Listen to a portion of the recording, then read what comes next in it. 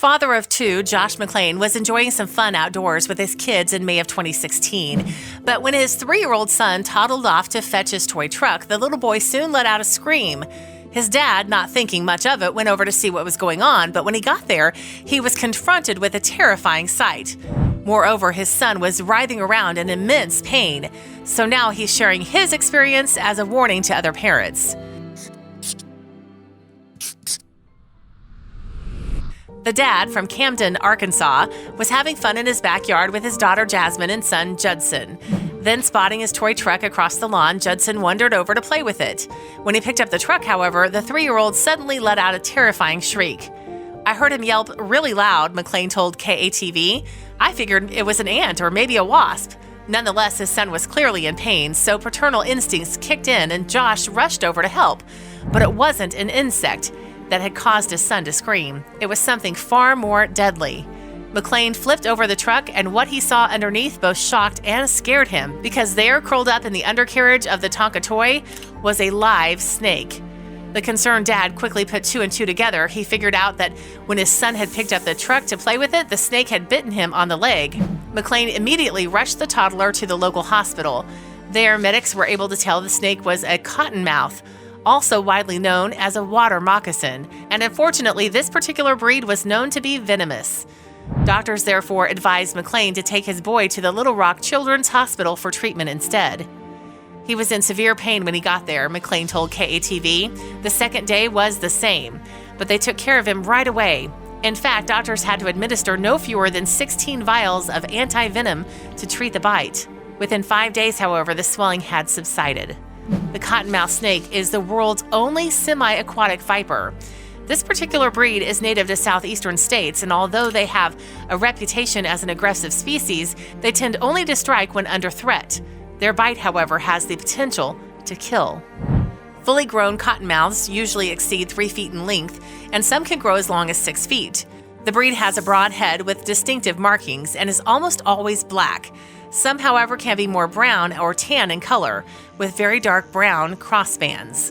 Cottonmouth snakes have a reputation for being aggressive. Behavioral experiments, however, show that when confronted by a human, half of cottonmouths attempted to escape, although more than 3/4 displayed defensive or threatening behaviors, but mostly the snakes would only bite when touched.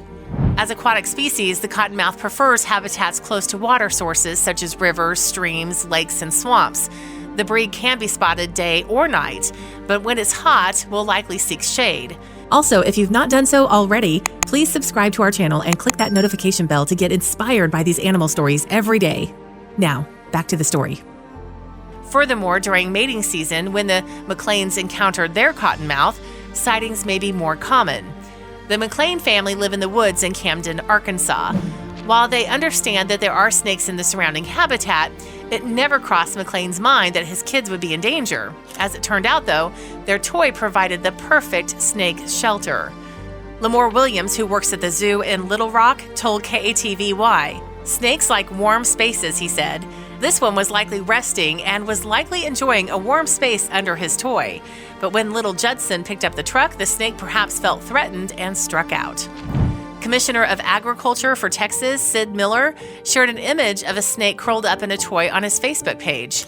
The image came with a warning that seems to have resonated, as the post has been shared more than 175,000 times. Miller said snakes hide in the strangest places. Please check all of your children's outdoor toys before you let them play with them. The only way this was found was because the toy had water in the seat. He urged followers to spread the message far and wide. And it's certainly a message that McClain has taken to heart since his son was bitten by the snake. Now he too hopes to spread the word so other parents become more vigilant of potential dangers. He told KATV, "I'm going to start picking up every evening. I'll go out and scout it out before we all come outside."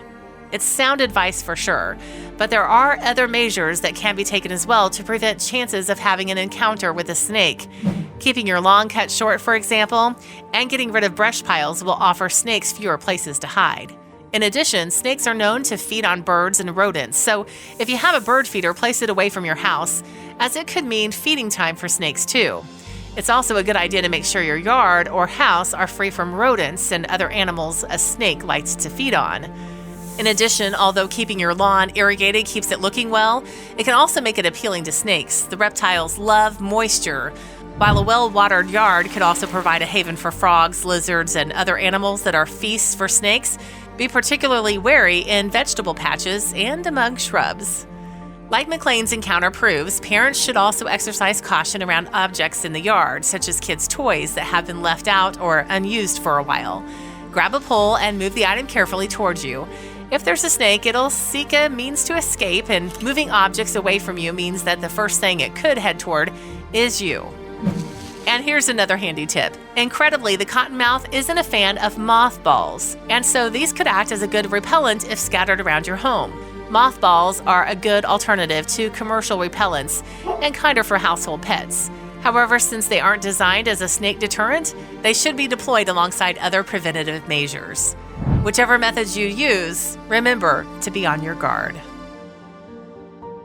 If you like the video, please give it a thumbs up and consider sharing it with your friends and family.